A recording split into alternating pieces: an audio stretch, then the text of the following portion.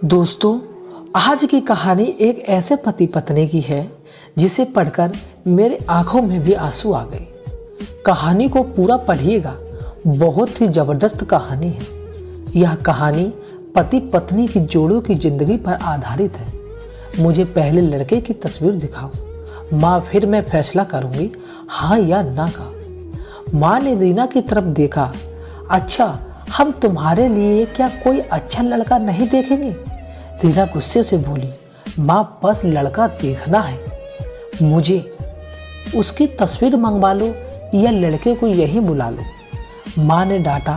पागल है, शर्म नहीं आती? चल दफा हो जा अपने कमरे में। बाबा भी आ गए। क्यों डांट रही हो मेरी बच्ची को? रीना बाबा के पास गई और जाकर कहने लगी, बाबा, मुझे लड़का देखना है।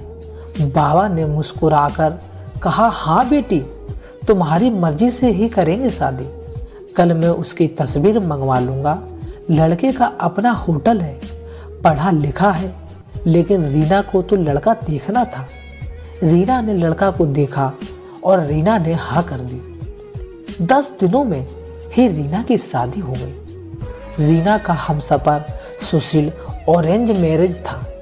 ना कभी मुलाकात हुई, ना कभी कोई बात, कभी एक दूसरे को मिले भी नहीं। ऐसा पवित्र रिश्ता होता है, दो अजनबी एक जान हो जाते हैं, जो कभी जिंदगी में मिले भी ना हो, दो पल में भी एक दूसरे के जान बन जाते हैं।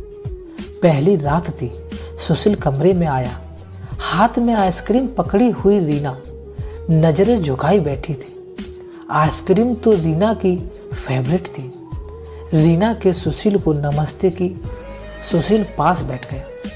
सुशील थोड़ा सा शर्माता भी था।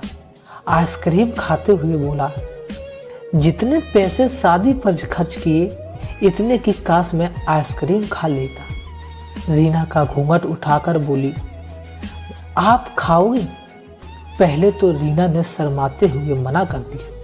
फिर सुशील ने प्यार से कहा, खा लो, प्यार बढ़ेगा। रीना को आइसक्रीम दी और खुद भी खाने लगा।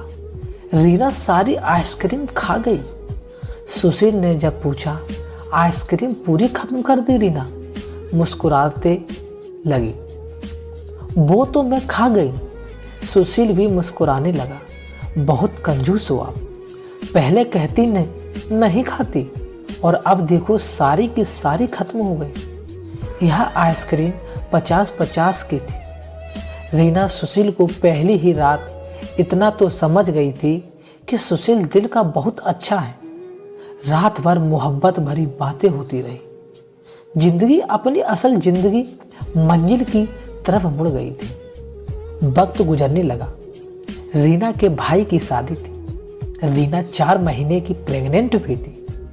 रीना ने सुशील से कहा, मुझे भाई की शादी में जाना है।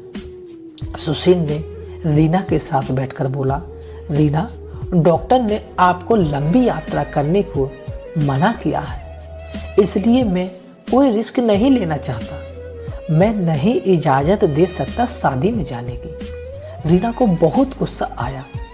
सुशील, पागल हो गए हो क्या? मेरे भाई की शादी है और आप कह रहे हो कि नहीं जाना? आप मुझे कार में बैठाकर आराम से छोड़कर आ जाएं। बस सुशील ने रीना का हाथ पकड़ा, मोहब्बत से फिर समझाने लगा, रीना, क्यों बेकार की जिद कर रही हो? डॉक्टर ने यात्रा करने ने मना किया है। मैं नहीं जाने दे सकता तुमको। तुम लापरवाह हो जाती हो और मैं तुमको किसी के भरोसे नहीं छोड़ सकता। इतना कहकर सुशील कमरे से बाहर चला गया। रीना रोने लगी। रीना ने अपनी माँ को फोन किया। सुशील मना कर रहा है शादी में आने के लिए। माँ ने समझाया, बेटा, अगर वो कह रहा है तो मत ही आओ। लेकिन रीना के भाभी और भाई जिद करने लगे। क्यों नहीं आने दे रहा है सुशील हमारी बहन को? वो रात को आए, सुशील भी घर पर था। कहने लगे कि मेहंदी है, 3 ही बात है, अमृता को लेने आए हैं। सुशील ने रीना की तरफ देखा। रीना, मैंने क्या कहा तुमसे? रीना ने नजरें झुका ली, कमरे में चली गई। सुशील को गुस्सा तो बहुत आया, लेकिन ये सब्र कर लिया। 1000 रुपये जेब से निकाले, रीना को दिए। ये कुछ पैसे रख लो, बाकी और चाहिए तो ले लेना, मैं आऊँगा कल। रीना बहुत खुश थी।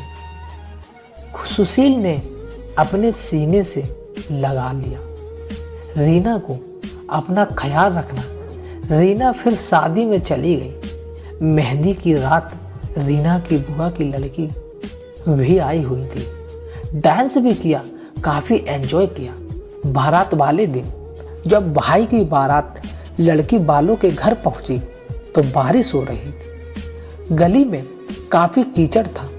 रीना का पांव फिसल कर गिर गई। गिरी हुई उसे पेट में दर्द होने लगा। रीना जोर जोर से रोने लगी। जल्दी से रीना को अस्पताल ले गई।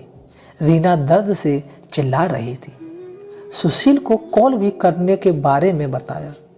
सुशील घबरा गया। वो जल्दी से अस्पताल पहुंच गया। डॉक्टर रीना को इमरजेंसी वार्ड में ले गई। सुशील बहुत ही परेशान था। दिल की धड़कनें काबू थी। जुबान पर ईश्वर का जाप था। बाकी सब लोग शादी की खुशियां में मगन थे, लेकिन यहाँ सुशील परेशान खड़ा था। कुछ देर बाद डॉक्टर कमरे से बाहर आए।